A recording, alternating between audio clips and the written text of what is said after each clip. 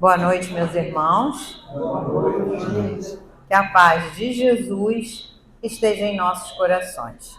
Vamos dar início à reunião desta noite com a canção que foi feita em homenagem ao mentor da casa, Padre Irmã. Cláudio, por favor.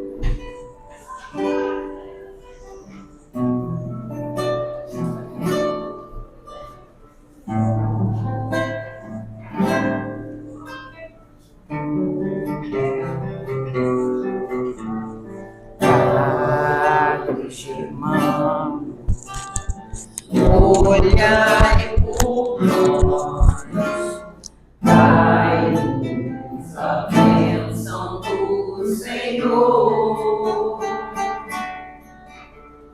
Padre Germano, olhai por nós, mostre-nos o caminho do amor. Espírito simples, mas superior, sempre bom pra nos amparar. Espírito vivo e fundamental, Padre, seu amor é imortal. Nosso SEAP é uma dádiva de luz, de caridade, sempre em nome de Jesus. Padre Germano, nosso mentor, fonte de ternura e de amor. Padre Germano, nosso mentor, fonte de ternura e de amor.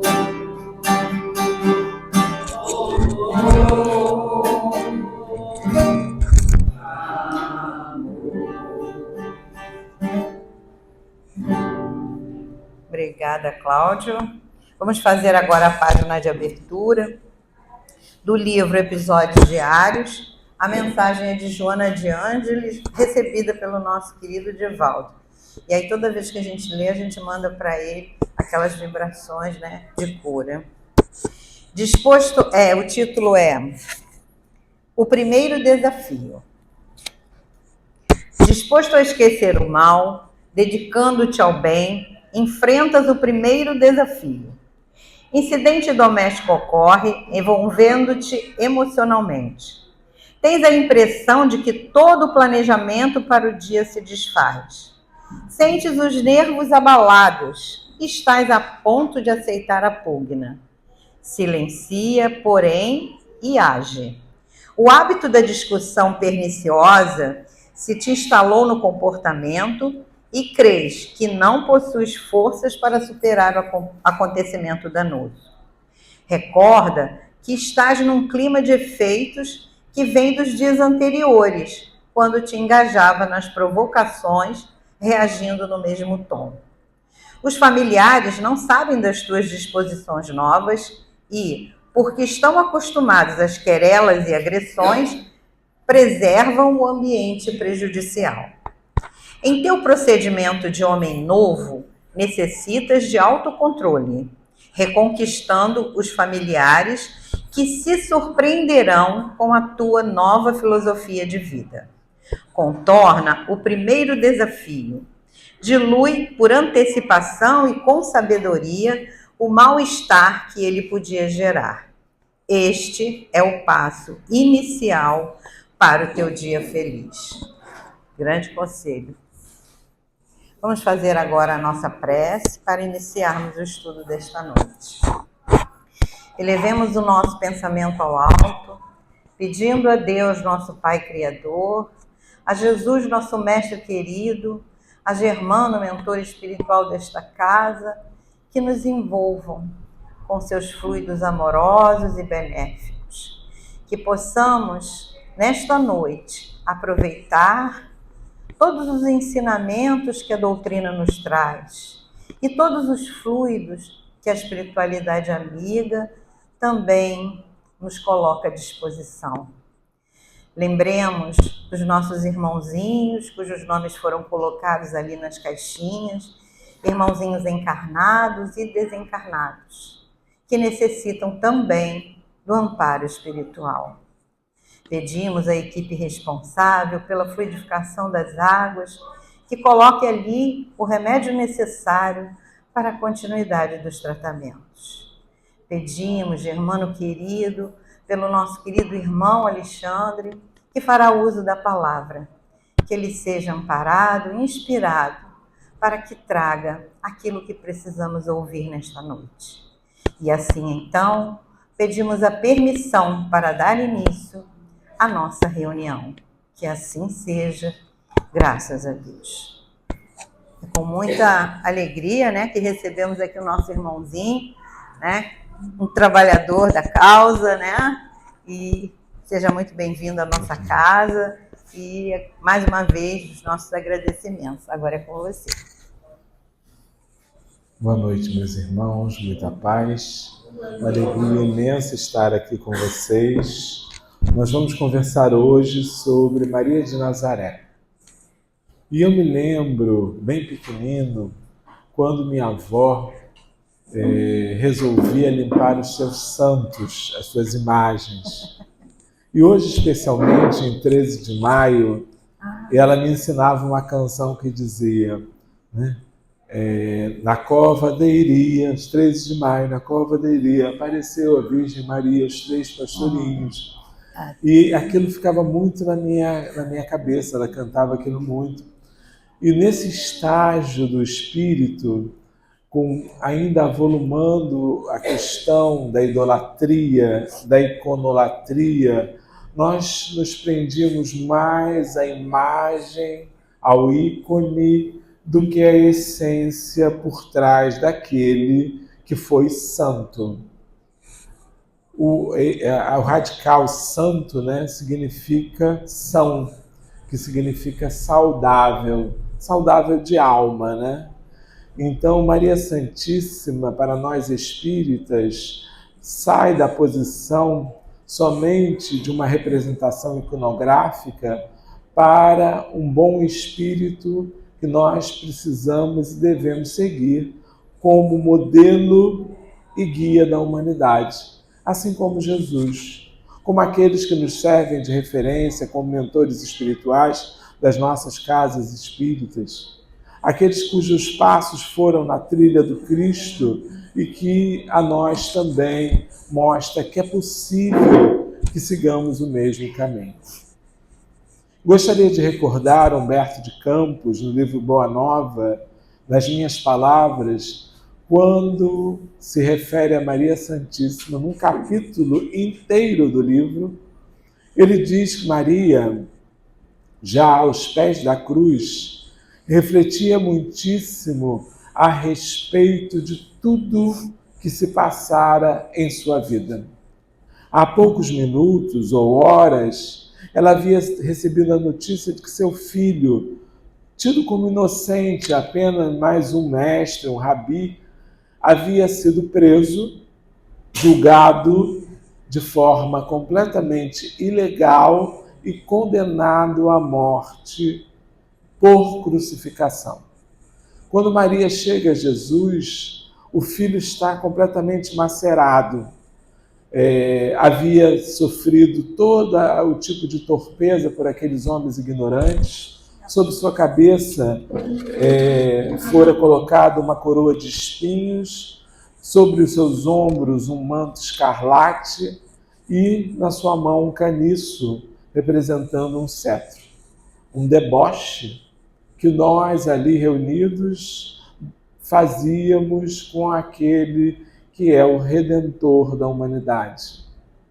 Maria, pensando, volta aos primeiros dias, quando era ainda uma menina, lá em Nazaré, e filha de pais velhos, né? Joaquim e Ana, que estavam muito próximos ao desencarne, acaba como uma órfã e vai para o orfanato das Virgens de Sião, onde as meninas órfãs eram colocadas até alcançar o casamento.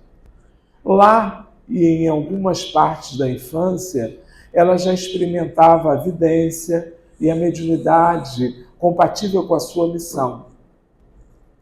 Maria, então, pacientemente, aguardava o esposo, como faziam todas as meninas.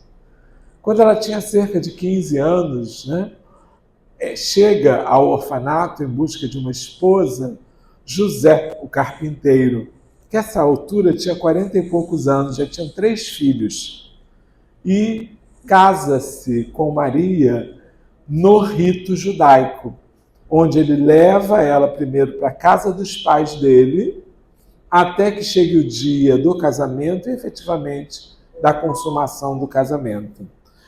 Quando Maria é desposada, José era um homem também apropriado àquela missão.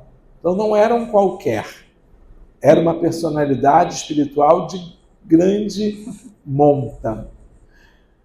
Maria recebe ainda na casa de José a notícia dada pelo emissário Gabriel de que estaria grávida e que este menino seria o salvador da humanidade, que lhe daria o nome de Jesus. Obviamente, para uma menina, isso parecia chocante, embora ela não tenha se surpreendido, porque como ela já via os espíritos, para ela foi muito comum aquela aparição, a ponto dela dialogar com ele e dizer para ele, mas como é que isso é possível? E ele traz um grande ensinamento que nos serve quando diz a Maria, para Deus nada é impossível. Repito, para Deus nada é impossível. E ela então, numa posição de grandiosidade espiritual, diz a ele que se faça em mim a vontade de Deus. Se coloca como a escrava, como algumas tradições trazem, ou a serva de Deus. Ali ela entende, embora grave fosse a situação, que era a vontade de Deus que deveria conduzir a sua vida. Grávida, solteira, a lei dizia que ela poderia ser apedrejada. Esse era o risco que ela corria, morte por apedrejamento. Óbvio que, não querendo que isso acontecesse, o anjo aparece a José em sonho. E José convence-se de que deva assumir as núpcias e casa-se com Maria. Jesus nasce desse casamento. Maria e José têm outros filhos depois de Jesus, numa vida comum. Ela lembra da infância de Jesus, muito trazida pela questão do apelo, da ajuda ao outro, da caridade. Jesus levava para casa de José e de Maria malfeitores, convertidos, levava mendigos, pessoas carentes. Já na infância existiram fenômenos de cura, de transformação de almas. Então lidar com essa criança devia ser bem difícil, né, gente? Imagina se fosse nosso filho, né? Uma criança ativa, mais evoluída que nós, mais conhecedora das verdades que nós, né? Quando a gente está acostumado a dizer para a criança, cala a boca que eu sei mais do que você, né? Maria não podia fazer isso. Então, entendia que ali estava o bem da humanidade encarnado. O Verbo se fez carne e habitou entre nós. Lembra-se também do encontro dela com Isabel, que estava grávida, um pouco antes, claro, né, de João Batista, quando João Batista se agita no ventre materno só pela presença de Maria.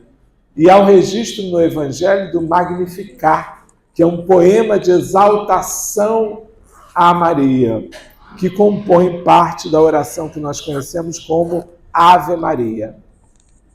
Maria lembra dessa infância pungente aos 12 anos, quando Jesus abandona a caravana e encontra aqueles homens que eram sábios, doutores da lei, e passa a ensiná-los no templo. Claro que Maria e José, como pais, querem admoestá-lo, né? Mas não conseguem, porque ele vem com a reação. Vocês não sabem que eu estou cuidando das coisas de meu pai?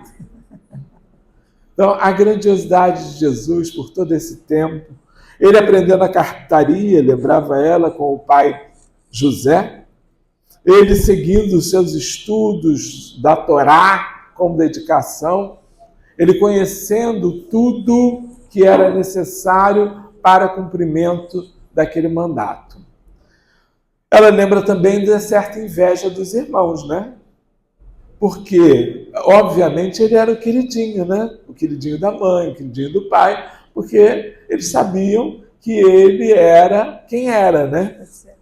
Os irmãos deviam ficar com algum ciúme, penso eu. Eu, pelo menos, teria. A ponto de a gente ver isso registrado quando eles chegam nas bodas, quando Jesus está pregando, e eles batem a porta, vão avisar a Jesus, e Jesus aproveita para trazer a lição.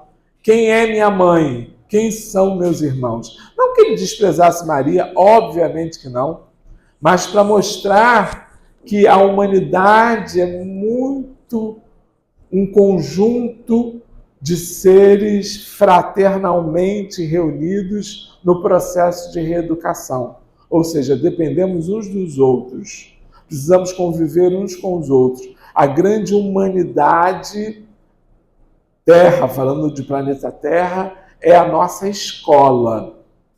Lembra também Maria, obviamente, nesse momento em que entristece-se com o padecimento de Jesus na cruz, por os momentos que não pôde estar com o filho no seu messianato a partir do reconhecimento de João Batista.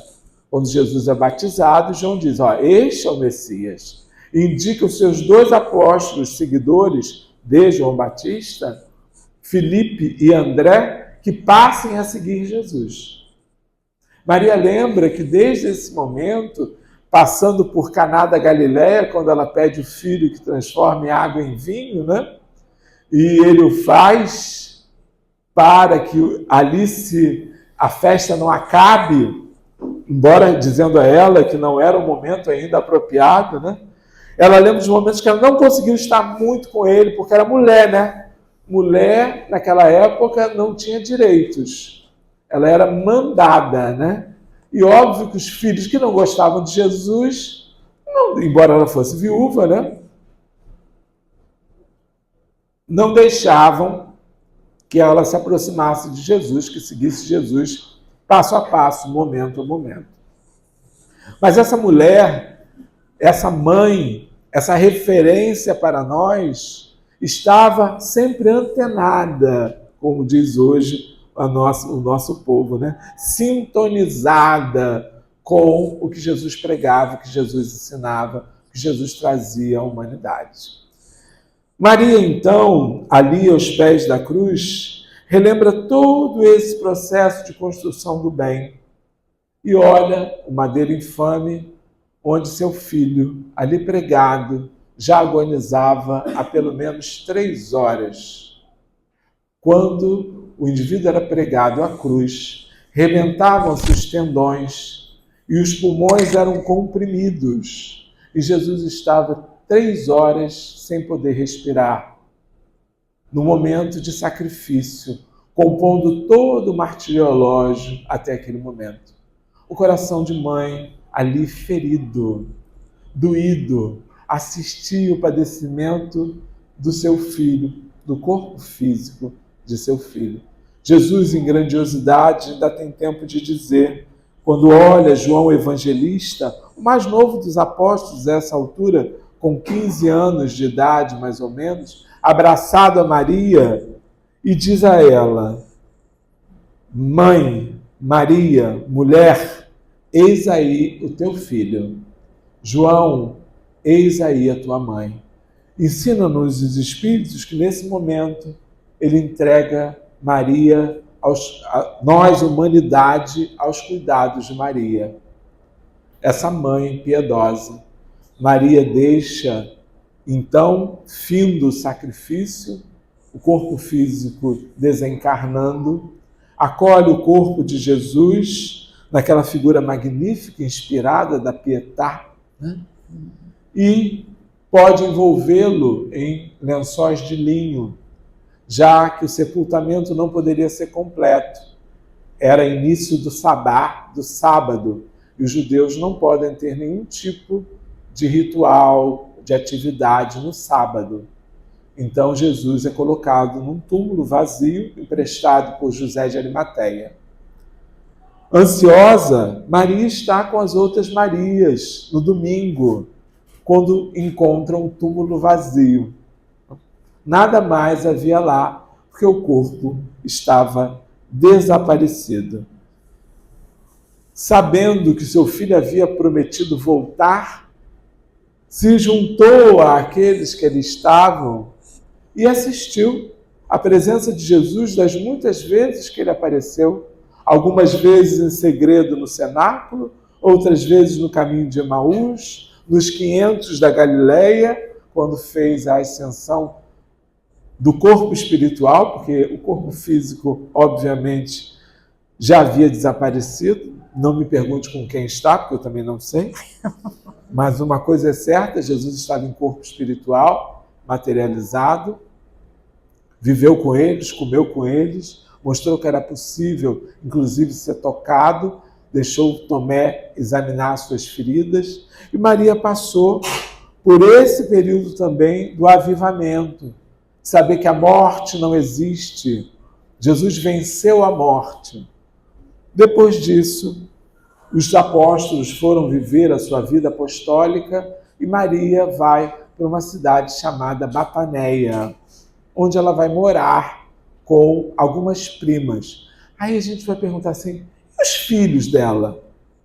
Provavelmente ninguém quis ficar com a mãe. Deixou a mãe lá com as primas. Porque quem devia cuidar, já que ela não tinha marido, nem José tinha irmão, conforme a lei, eles é que tinham que cuidar da mãe, né? Mas botaram a mãe para morar com as primas em Bataneia. Essa Bataneia era uma cidade de pouco confronto, né? Era uma cidade que não tinha o movimento de Jerusalém, não tinha as questões políticas, partidárias. Então Maria ficou em sossego. O tempo passou, a idade mais avançada foi chegando, até que João Evangelista, que já havia passado todo o processo de sofrimento em Patmos, já estava mais estabilizado na igreja de Éfesos, que era uma grande igreja. A essa altura o cristianismo já estava mais potente. Ele vai buscar Maria para morar com ele.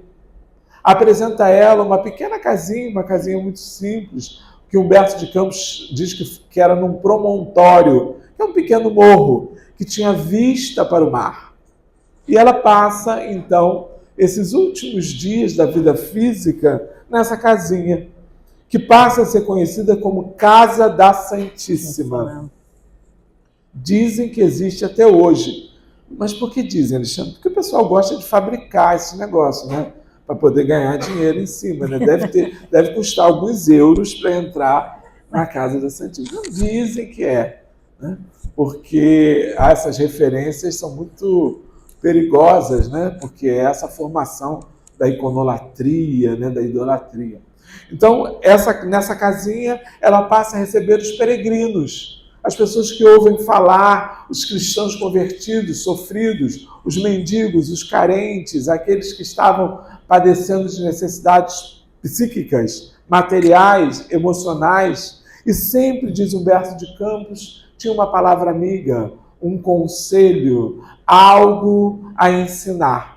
Falava de Jesus, da intimidade de sua infância, dos dias que pôde estar com ele, testemunhava curas, transformações, renovações, conversões apostólicas, e ali enchia aquelas pessoas de força, de coragem para seguirem o seu dia a dia. Certa vez chegou alguém muito triste, reclamando, queixando-se dos seus problemas, como nós fazemos, né, nas nossas orações, no nosso petitório. Senhor, por favor, me ajuda nisso, me ajuda naquilo, me dá isso, me dá aquilo. Aqueles que sempre estão pedindo muita coisa e às vezes fazendo pouca coisa. Maria então chega para essa pessoa e diz: meu filho, compreenda, tudo passa. O mal é sempre passageiro, o bem é eterno. Aprendemos com os espíritos que o bem é estar de acordo com a lei divina, é estar na presença de Deus. E o mal é a ausência do bem. Ou seja, o mal não existe. Ele só é a ausência do bem. Se nós estamos numa escuridão completa aqui, e alguém acender um fósforo, a escuridão acaba. Porque a luz aplaca as trevas, mínima que seja. E assim Maria aconselhava: meu filho, tudo passa. Ela diz assim: só o reino de Deus é bastante forte para permanecer em nós para sempre. O reino de Deus significa as conquistas de nossas almas. Só o reino de Deus dentro de nós nos fortalece. É a conservação das virtudes, o aplacamento dos erros, das torpezas, dos vícios. É o reino de Deus em nós que nos faz deixar de ter dor e sofrimento. Se nós ainda temos dor e sofrimento, é porque não conseguimos alcançar o reino de Deus. As nossas almas ainda estão no campo da autotortura, da autoculpa, macerando em nós questões que nós não conseguimos desenvolver. Para o Espiritismo, eu conversava com um rapaz que me trouxe aqui, para o Espiritismo eu disse para ele: a nós são dadas ferramentas, mas quem se assenhora de nossas vidas somos nós. Porque ele já perguntou: tem consulta lá? Eu disse: não tem consulta. Desculpe, tirei o frequentador da casa. Eu disse: não tem consulta. Não tem, porque no Espiritismo não tem consulta, porque nós é que resolvemos os problemas. Mas vá lá, que você vai ganhar perspectiva nova de vida, conhecimento das coisas, ferramentas, modos de agir que vão transformar a sua vida. Ele disse: mas hoje eu estou muito cansado, eu vou tomar uma cervejinha. Eu disse: então vá com Deus. Vá com Deus. Mas o Espiritismo... E se tivesse consulta, ele estava aqui. Ele tinha trocado a cervejinha, eu tenho certeza absoluta. Porque somos nós assim, né? Queremos facilitadores, bengalas, muletas.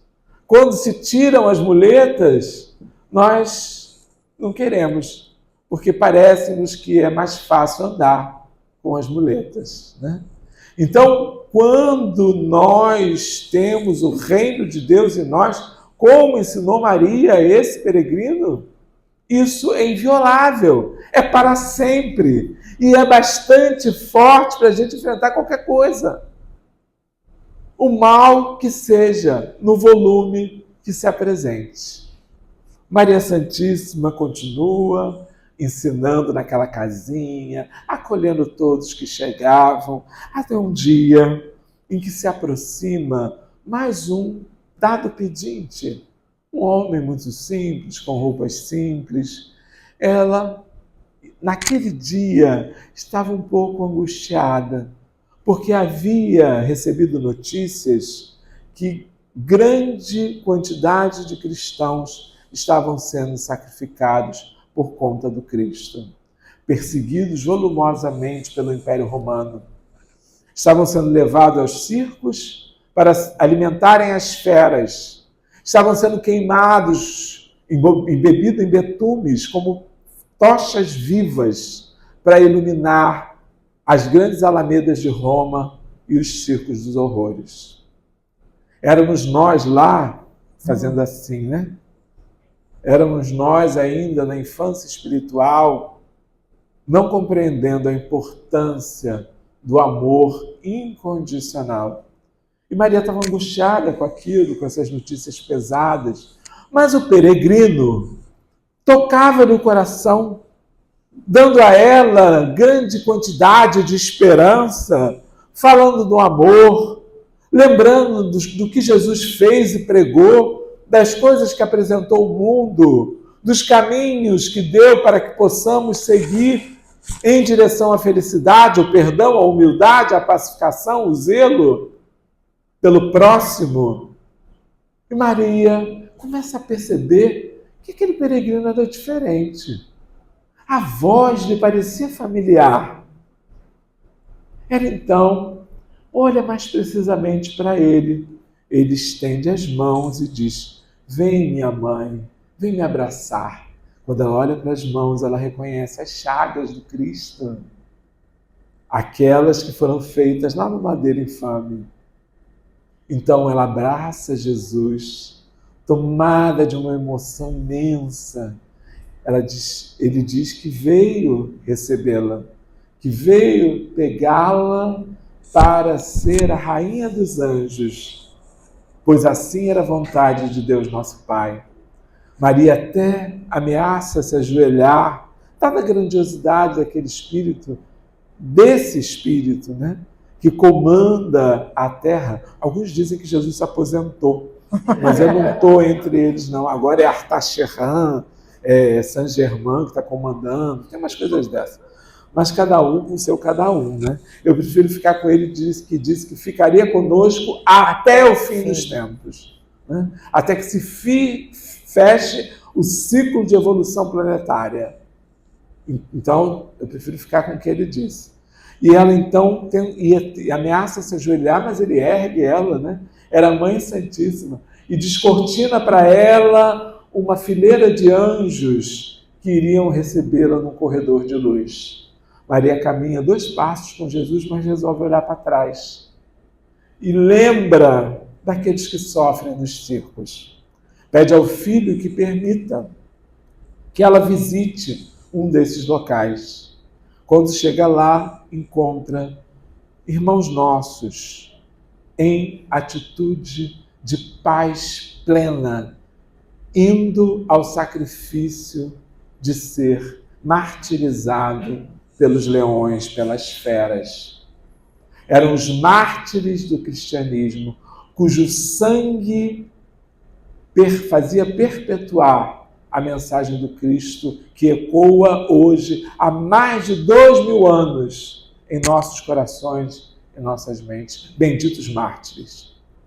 E ela chega junto a um deles e começa a falar.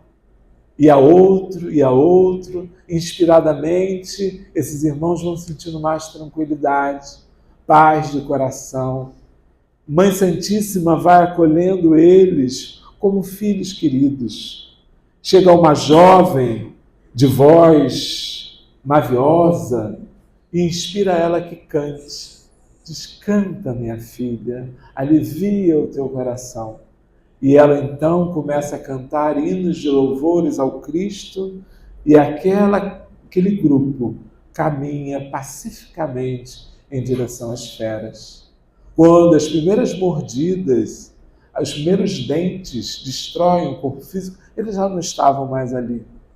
Já haviam sido resgatados sem sofrimento e sem dor para o mundo maior, como cumprem aos bons, aos justos, aqueles que realmente fazem a sua parte. Assim, a partir daquele momento, Maria entende que precisa ficar conosco. Aí a gente que gosta de contar tempo, né? Que somos escravos do relógio, diz assim: mas quanto tempo? Já acabou o tempo? Maria já foi embora? É mais 50 anos, que nem a gente faz com o Bezerra de Menezes, é 50 anos, mais 50 anos. Já está cansativo isso, né? Coitado de Bezerra. Então a gente também quer contar. Não, é o tempo de Deus, é o tempo que com certeza ela abraçou junto com Cristo para a eternidade de cuidar de nós. Certa vez eu ouvi de Raul Teixeira uma questão que eu achei muitíssimo apropriada. Ele disse: Maria era um espírito puro, como Jesus, porque somente um espírito puro poderia trazer no ventre outro espírito puro. Eu disse: é verdade. Nós somos espíritas, estudamos os fluidos e sabemos que, para que os fluidos não interferissem na gestação, ele precisava ter uma grandiosidade muito próxima. Ela precisava ter uma grandiosidade muito próxima espiritual dele.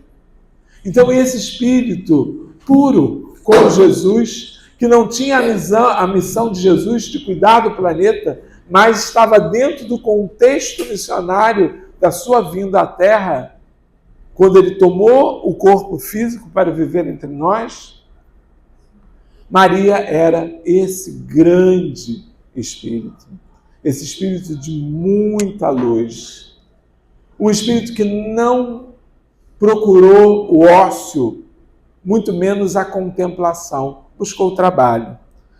Instrui-nos os espíritos, especialmente através da mediunidade segura de Ivone do Amaral Pereira, pela pena de Camilo Castelo Branco, que Maria é também cuidadora dos suicidas.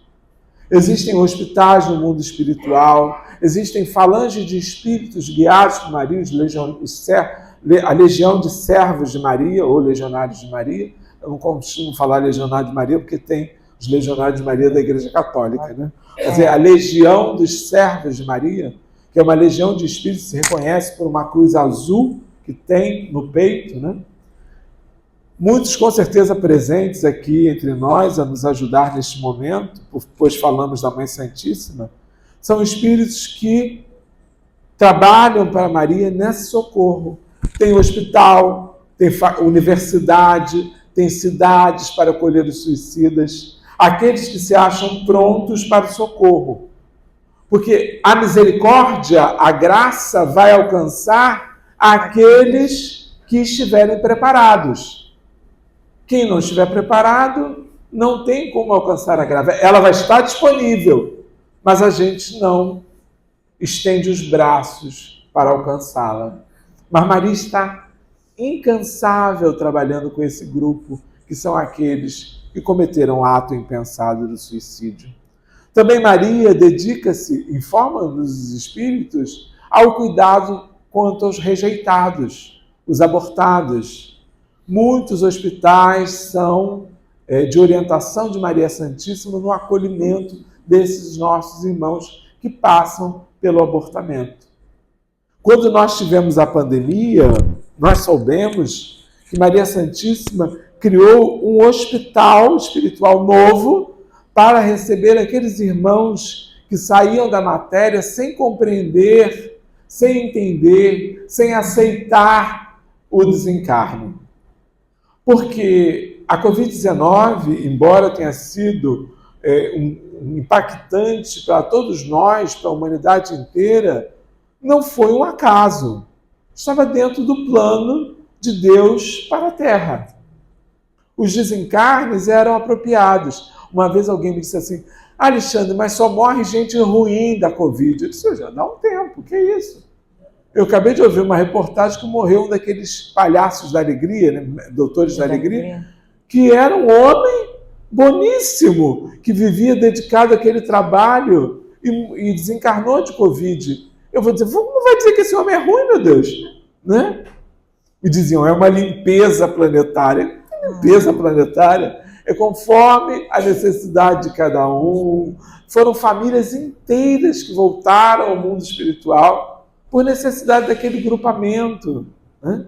Claro que para a gente que estava aqui era desesperador, era triste, a gente vivia sob pressão, mas tudo sob a organização de Deus. E Maria criou um hospital no mundo espiritual para socorrer esses nossos irmãos. Maria Santíssima deve ser para nós aquele exemplo de boa mãe, como nós narramos, deve ser o exemplo de maternidade sublime, né? Uma maternidade transcendental. Deve ser o exemplo de serva, e para nós aí precisa ser muito bem pontuado isso, porque na última ceia, na despedida dos apóstolos, Jesus dá o exemplo da simplicidade, da humildade. Se Jesus fez isso no derradeiro momento, é porque isso é muito importante. A gente se colocar como servidor. Ele se veste na forma dos escravos e vai lavar os pés dos apóstolos. Questionado, porque ele era rabi, ele era mestre, ele diz para eles: se eu que sou rabi faço isso, vocês têm que fazer isso uns com os outros. E é óbvio que não é para criar uma cerimônia de lava-pés. A gente hoje entende isso. É para que a gente possa agir com humildade e simplicidade entre nós, humanidade, de uma forma geral. Não é para a gente massacrar ninguém, não é para a gente pensar nos problemas dos outros. Eu faço, como vocês viram, eu faço pregação no Uber, né?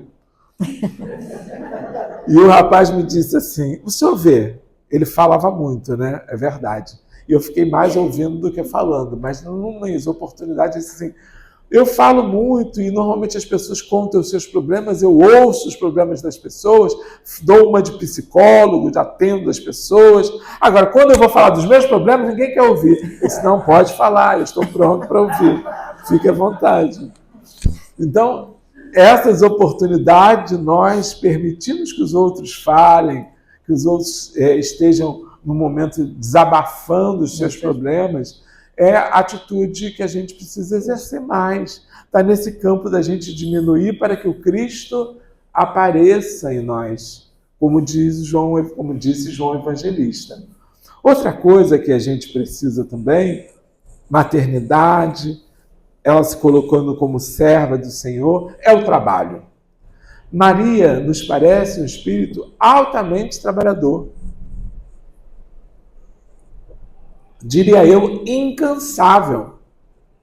Ela está em todos os cantos, ajuda toda a humanidade, está em boa parte das religiões, quer seja como Pachamama para os astecas, para os incas, quer seja como Nossa Senhora na Igreja Católica, quer seja para nós como Maria de Nazaré, como referência, e para as outras religiões, nas religiões de matriz africana, se desdobrando nas figuras dos orixás femininos, dos orixás que são as mães do candomblé, mais da Umbanda, porque o candomblé não tem secretismo, né?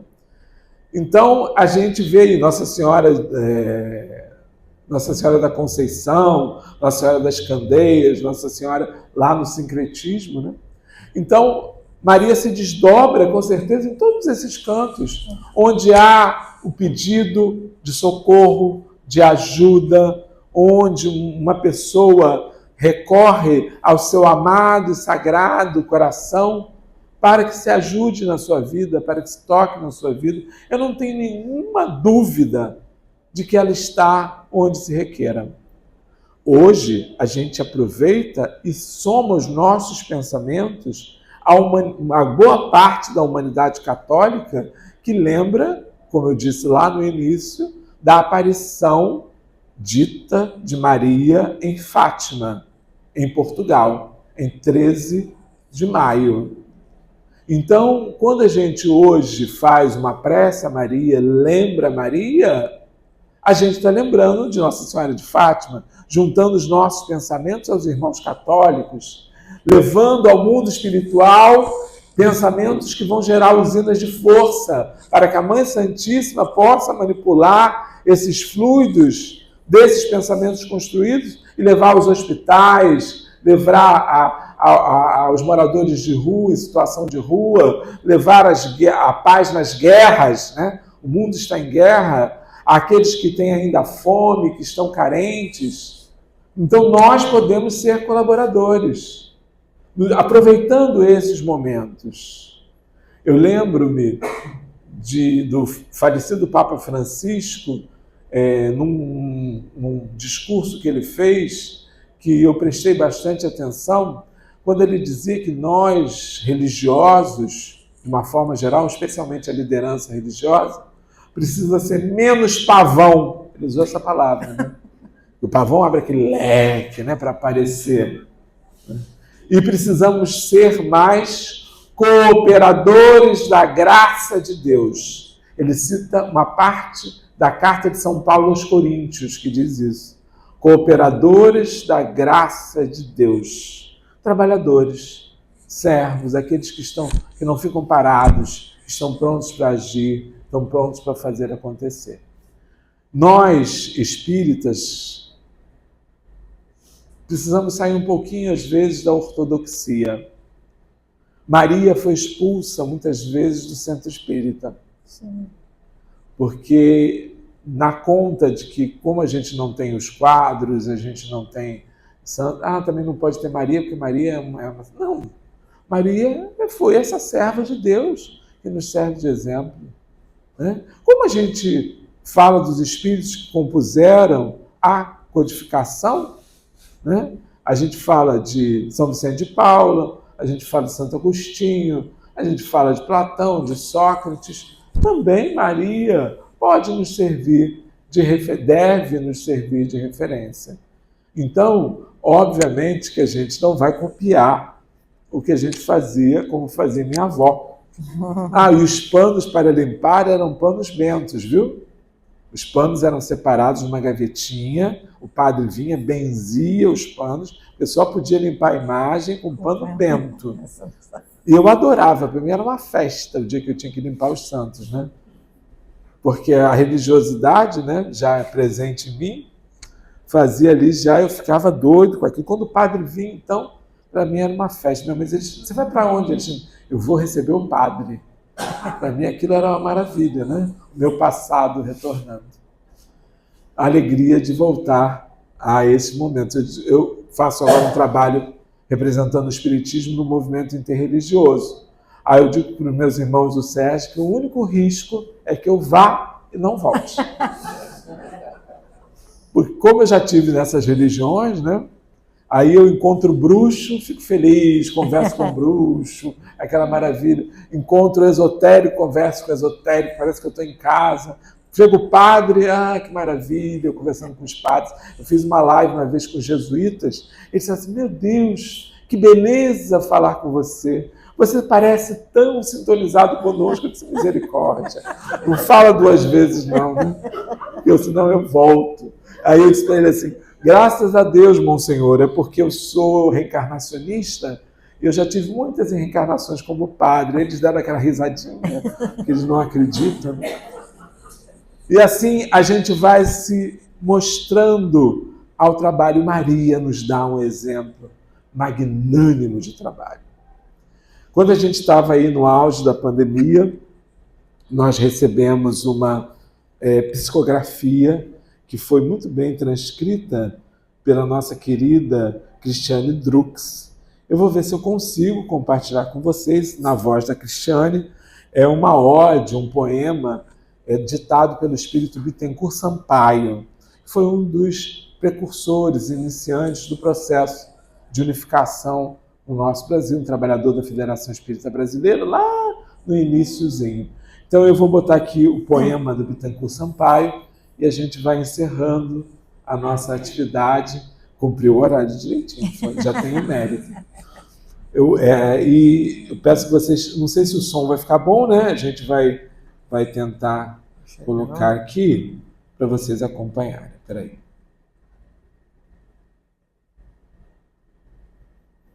Peraí que eu tirei o som. Hora da luz. Na noite iluminada da cidade de Belém, no teu ventre precioso nasceu o bem. Foste aquela que serviu com eterna maestria, para que da terra se tirasse toda a tirania. Confortado dos pastores espantaram, pois sabia quem era teu filho amado. De certo também ele não seria coroado. Ao invés do ouro nos palácios, pereceria na cruz inflamada. A sorte de toda a gente estava naquele nascente, que traria a luz plena aos corações da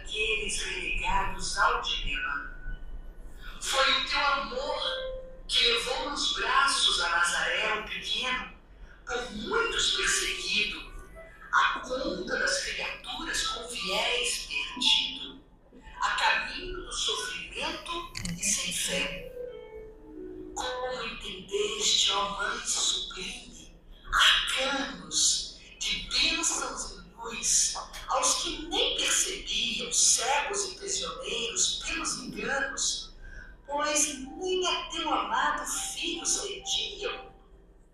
Na cruz foste levada, e a dor, ó Imaculada, sangrou teu coração.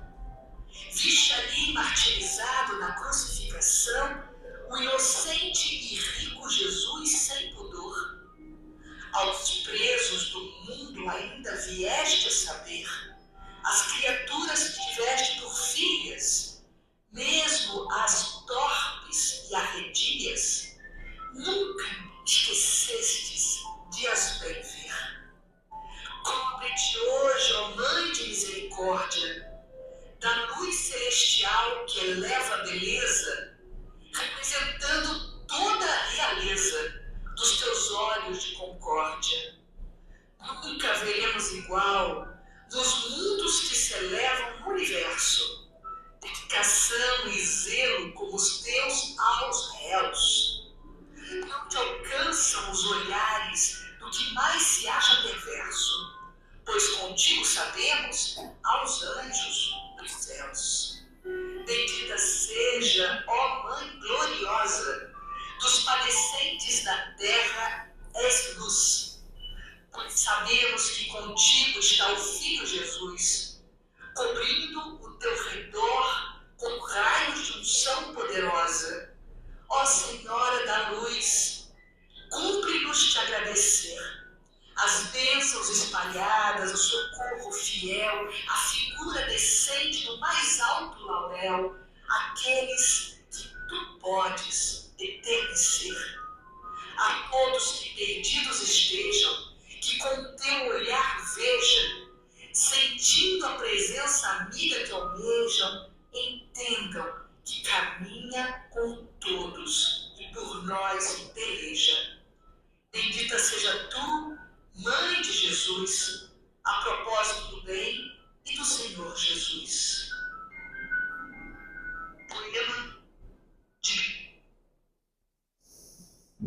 Gratidão.